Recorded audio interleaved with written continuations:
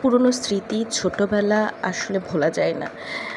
এই সুন্দর পরিবেশ, এখানে আমার বেড়ে ওঠা। যদিও বা খুব ছোটোতে আমি শহরে চলে গিয়েছিলাম, কিন্তু যখনই সুযোগ পেতাম, যখনই ছুটি পেতাম, তখন তার বেশিরভাগ সময় এখানে কাটানো হতো। কিন্তু শহরে যাবার আগে এই জায়গাটা ছিল আমার সেকেন্ড হোম। পুরনো স্মৃতি, পুরনো গন্ধ, মিষ্টি গন্ধ আমার ভীষণই ভালো লাগে। সে পুরনো জায়গায় পা রাখলেই প্রকৃতি কেন জানি হাতছানি দেয়। অনেক কিছু পরিবর্তন ঘটেছে, অনেক গাছ চেঞ্জ হয়েছে, কিন্তু বাসার কাঠামোটা যেহেতু একই রকম আছে, সো ফিলটা পাওয়া যায়। এই যে লিচু গাছটা, এই লিচু গাছটা অনেক পরে লাগানো হয়েছে। কামরাঙ্গা গাছটা আগে অনেক ছোট ছিল, এখন প্রচুর কামরাঙ্গা ধরে।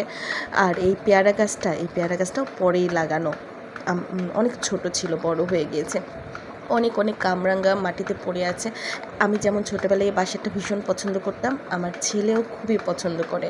এই বাসাটাতে গেলে আর ফিরতে চায় না। এই বাসায় আসলে আমাদের অনেক মেমোরিজ আছে, অনেক আমার সঙ্গী, তিনি সম্পর্কে আমার ফুপু হলেও আমরা বন্ধু, কারণ আমাদের বয়স খুবই কাছাকাছি। আমরা একসাথে ঘুরেছি, একসাথে দৌড়েছি, একসাথে খেলেছি, একসাথে পিছলা খেয়েছি, একসাথে ফিল করেছি চারপাশটাকে, হেসেছি কারণে অকারণে, করেছি কত শত রাজ্যের গল্প। তো দুজনার এখানে খুবই দারুণ কিছু সময় কেটেছে, অনেক মেমোরিজ কেটেছে, অনেক ভালো লাগা কেটেছে, অনেক হাসি কেটেছে।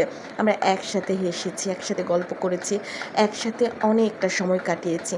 সো তার সাথে গল্পের পাশাপাশি বাসাটাতেও কেমন জানি সব মায়া, সব স্মৃতি, সব কিছু জমে আছে কোনায় কোনায়। যেদিকেই তাকাই সেই ছেলেবেলা, সেই মধুর সময়গুলোর কথাই মনে পড়ে যায়। তো ওই তো বললাম, আমি আমার ছেলের সাথে যেহেতু সময় কাটাতে ভীষণ পছন্দ করি, আর আমার ছেলেকে এখানে নিয়ে আসাতে, যখনই নিয়ে আসি তখনই সে এখান থেকে আর যেতে চায় না, সে খুব ভালো ফিল করে। যাই হোক, ছোটোবেলার স্মৃতিগুলো আনন্দে বেঁচে থাকুক।